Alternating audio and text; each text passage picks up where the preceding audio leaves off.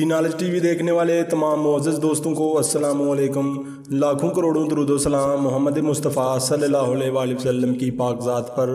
دوستو، آج ہم بات کریں گے اس شخصیت کی جسے جس ملک میں سزا سنائی گئی وہ آگے جا کر اسی ملک کا صدر بنا اور اس ملک پر حکومت کی۔ صدام حسین، دہشت اور خوف کی علامت۔ صدام حسین نے اپنے 24 سالہ اقتدار میں انتہائی متحرک اور متنازع زندگی بسر کی۔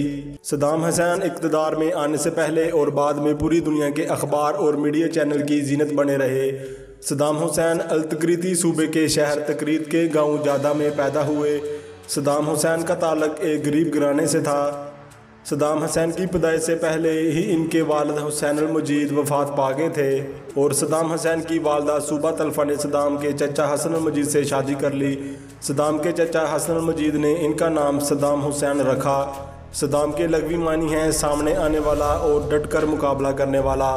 صدام حسین کی پیدائش جس قصبے میں ہوئی تھی، اسی قصبے میں 1138 میں عظیم جنگجو سلطان صلاح الدین ایوبی بھی پیدا ہوئے تھے۔ صدام کی ابتدائی زندگی مشکل تھی۔ 12 برس کی عمر میں صدام نے گھر چھوڑ دیا اور تکریت میں اپنے ماموں خیر اللہ طلفہ کے ساتھ رہنے لگے۔ صدام حسین کے ماموں خیر اللہ طلفہ عراقی فوج میں ایک بڑے افسر تھے۔ صدام حسین کی تعلیم اور تربیت اسی ماموں نے کی۔ صدام حسین نے اپنے لڑکپن میں ہی حکومت کے خلاف کافی سرگرم رہے۔ اسی دوران صدام کو 6 ماہ کی قید بھی ہوئی۔ صدام حسین کو کتابیں پڑھنے کا شوق تھا، اسی لیے وہ اپنے جیب خرچ سے کتابیں خریدتے اور ان کا مطالعہ کرتے۔ صدام حسین کو تیتر اور بٹیر کے شکار کرنے کا بہت شوق تھا۔ صدام حسین شراب اور دوسری نشہ آور چیزوں سے ہمیشہ ہی دور رہتے تھے۔ 1958 میں صدام حسین نے شادی کی جن سے 3 بیٹیاں اور 2 بیٹے پیدا ہوئے۔ صدام حسین نے 18 سال کی عمر میں باعث پارٹی میں شمولیت اختیار کی۔ 1958 کے جمہوری انقلاب میں برطانوی حکومت کا خاتمہ ہوا اور اسی کے ساتھ ہی عراق میں نئے صدر جنرل عبدالکریم قاسم نے عراقی حکومت کی دوڑ بھاگ سنبھالی، جو کہ ایک کمیونسٹ پارٹی کے نظریات کا حامی تھا۔ ایک تقریب میں عبدالکریم قاسم کے ایک عزیز دوست سادھو ناصری تقریب میں قتل ہو گیا اور اس قتل کا ذمہ دار صدام حسین کو ٹھہرایا گیا اور صدام حسین کو گرفتار کر لیا گیا۔ یہ صدام حسین کی پہلی گرفتاری تھی۔ صدام حسین کے خلاف کوئی بھی ثبوت نہ ہونے کی وجہ سے عدالت نے صدام کو باعزت رہا کر دیا۔ صدام حسین نے جنرل قاسم کے خلاف بغاوت میں حصہ لیا اور جنرل قاسم پر قاتلانہ حملہ کرنے والوں میں صدام بھی شامل تھے۔ اس کے بعد باعث پارٹی کی ہائی کمان نے صدام حسین کو بغداد بلا لیا اور جنرل قاسم کو قتل کرنے کا مشن سونپا گیا۔ اس کے لیے صدام نے عسکری ٹریننگ بھی حاصل کی، جس میں مختلف ویپنز اور مشین گنز کو چلانے اور درست نشانے پر فائر کرنا شامل تھا۔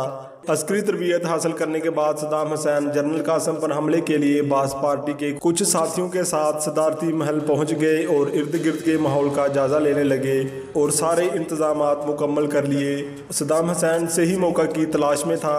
پھر 7 اکتوبر 1959 کی سہ پہر کو صدام حسین کو جنرل قاسم کو قتل کرنے کا صحیح موقع ملا، جس کے نتیجے میں صدام نے اپنی مشین گن کا منہ جنرل قاسم کی گاڑی کی طرف موڑ دیا اور اندھا دھند فائرنگ کر دی۔ 2 گولیاں جنرل قاسم کو لگی لیکن وہ بچ گیا۔ جنرل قاسم کے باڈی گارڈ نے جوابی فائر کیا، جس کے نتیجے میں صدام کے 2 ساتھی مارے گئے اور 1 گولی صدام کی ٹانگ کو لگی، لیکن صدام حسین موقع واردات سے فرار ہونے میں کامیاب ہو گئے۔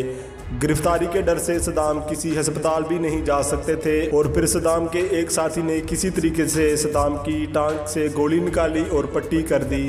حکومت نے پورے ملک کی تمام سرحدیں بند کر دی تھیں اور جگہ جگہ چھاپے مارے جا رہے تھے۔ صدام حسین نے بیس بدلا اور بغداد سے نکلنے میں کامیاب ہو گئے۔ دریائے دجلہ کے کنارے چلتے چلتے صدام تکریت پہنچے اور پھر اپنے گاؤں۔ صدام نے اپنے ساتھ ہونے والا سارا واقعہ اپنی ماں اور ستیلے باپ یعنی کہ چچا کو بتایا اور سب نے صدام کو ملک چھوڑنے اور شام جانے کی صلاح دی۔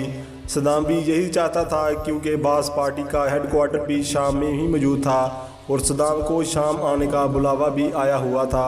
اس کے بعد صدام حسین کو باعث پارٹی نے ایک بڑے عہدے پر فائز بھی کر دیا اور انہیں اپنی باقی تعلیم پوری کرنے کے لیے مصر بھیج دیا اور وہاں پر صدام نے قاہرہ کی یونیورسٹی سے قانون کی تعلیم حاصل کی۔ 25 فروری 1960 کو جب صدام مصر میں تھے تو انہیں عراق میں موت کی سزا سنائی گئی۔ 1963 میں جب جنرل عبدالرحمان عارف نے عبدالکریم قاسم کا تختہ الٹ کر اسے قتل کر دیا تو باعث پارٹی کی اس کامیاب انقلاب کے بعد صدام بغداد واپس آ گئے۔ اس کے بعد صدام حسین کو باعث پارٹی کے اعلیٰ عہدے پر فائز کر دیا گیا۔ 4 ستمبر 1964 کو جب باس پارٹی کے ارکان کی گرفتاری شروع ہوئی تو صدام حسین بھی گرفتار ہو گئے۔ باس پارٹی پر یہ الزام تھا کہ انہوں نے حکومت کے خلاف بغاوت کی ہے۔ 1966 میں رہائی کے بعد صدام پارٹی کے مرکزی قیادت میں شامل ہو گئے۔ 17 جولائی 1968 کو صدام نے اپنے ساتھیوں کے ساتھ ٹینک پر سوار ہو کر صدارتی محل کا محاصرہ کر لیا اور جنرل عبد الرحمان کا تختہ الٹ دیا اور پھر باس پارٹی کے سربراہ میجر جنرل احمد حسن البکر کی حکومت قائم ہوئی۔ اس کے بعد کئی چھوٹے بڑے بغاوتی انقلاب کو صدام نے کچلا۔ اس کے بعد صدام اور البکر نے تحطیر کا کام شروع کر دیا۔ جولائی 1968 کے انقلاب کے بعد صدام انقلابی کونسل کے وائس چیئرمین منتخب ہوئے۔ اس کے بعد صدام نے 1972 کو تمام غیر ملکی آئل کمپنیوں کو قومی ملکیت میں لینے کا اعلان کیا۔ صدام حسین نے عراق کی عوام کے لیے خود مختاری اور دوسرے عناصر پر کام کیا جس سے عراق ایک خود مختار ملک بن کر ابھرے۔ اس کے بعد 70 کی دہائی میں احمد حسن البکر بیماری کی وجہ سے سیاست سے کنارہ کشی کرنے لگے اور بیماری کی وجہ سے ملکی حالات سے بے خبر رہنے لگے۔ احمد حسن البکر نے ملکی حالات کو مزید خراب ہونے سے بچانے کے لیے استعفیٰ دے دیا اور پھر یوں 16 جولائی 1989 کو صدام حسین باس پارٹی کے چیئرمین اور جمہوریہ عراق کے نئے صدر منتخب ہوئے۔ 17 جولائی 1989 کو انہیں فیلڈ مارشل کے عہدے پر ترقی دے دی گئی۔ اس کے بعد صدام حسین نے 22 مارچ 1980 کو ایران پر حملہ کر دیا۔ یہ 8 سالہ جنگ 20 اگست 1988 کو بند ہوئی جس میں 3 لاکھ کے قریب عراقی مارے گئے۔ 2 اگست 1990 کو صدام نے کویت کو اپنا حصہ قرار دیا اور اس پر قبضہ کر لیا۔ 6 اگست کو اقوام متحدہ نے عراق پر اقتصادی پابندیاں لگا دیں۔ 17 جنوری 1991 کو امریکہ نے عراق سے کویت کو آزاد کروانے کے لیے ایک فوجی مشن ڈیزرٹ سٹارم شروع کیا۔ اس موقع پر صدام نے تاریخ کی سب سے بڑی جنگ ام المحارب کے آغاز کا اعلان کیا، لیکن اس خلیجی جنگ میں صدام کو شکست ہوئی اور 27 فروری کو کویت صدام کے قبضے سے آزاد ہوا۔ صدام نے جنگ بندی کی تمام شرائط مان لیں۔ 1993 میں صدام نے اقوام متحدہ کی قرارداد نمبر 715 غیر مشروط طور پر مان لی جس کے تحت عراق کو غیر مسلح ہونے کی نگرانی شروع ہوئی۔ 1995 میں صدام صدارتی ریفرنڈم کے ذریعے 7 سال کے لیے صدر منتخب ہوئے۔ 15 اکتوبر 2002 کو صدام پھر آئندہ 7 سال کے لیے صدر منتخب ہوئے۔ 27 نومبر 2002 کو اقوام متحدہ کے اسلحہ انسپکٹروں نے عراق میں ممنوعہ ہتھیاروں کی تلاش کا کام شروع کیا۔ 20 مارچ 2003 کو صدر بش کی طرف سے صدام حسین کو دی گئی جلاوطنی کی ڈیڈ لائن گزر جانے کے بعد عراق پر زمینی اور فضائی حملے شروع ہوئے۔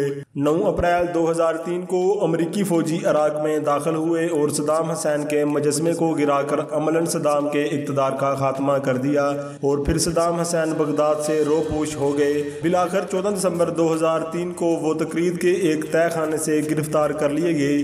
صدام حسین کا کہنا تھا کہ جلاوطنی سے بہتر ہے کہ اپنے ملک میں جان دوں۔ اس کے بعد صدام پر تقریباً 3 سال تک مقدمہ چلا جس کے نتیجے میں امریکہ کی قیادت میں ایک عدالت نے صدام کو سزائے موت سنائی۔ بالآخر 30 دسمبر 2006 کو عید الاضحیٰ کے دن امریکی ایجنٹوں نے صدام حسین کو بغداد میں پھانسی دے کر شہید کر دیا۔ صدام حسین کو شہید کرنے سے پہلے 5 ماہ قبل ہی ان کے دونوں بیٹوں ادائے اور قصائے کو قتل کر دیا گیا تھا۔ وہ جیسا بھی تھا، وہ جو بھی تھا، مگر ایک مثال تھا، اصل میں وہ ایک باغی تھا۔ امید کرتا ہوں کہ آپ کو اس ویڈیو سے بہت کچھ نیا جاننے کو ملا ہوگا اور آپ کو یہ ویڈیو پسند آیا ہوگا۔ اس طرح کی مزید انفارمیٹو ویڈیوز کے لیے اس چینل کو سبسکرائب کریں۔ تو ملتے ہیں پھر اگلی ویڈیو میں، تب تک آپ اپنا بہت سا خیال رکھیے گا۔ اللہ حافظ۔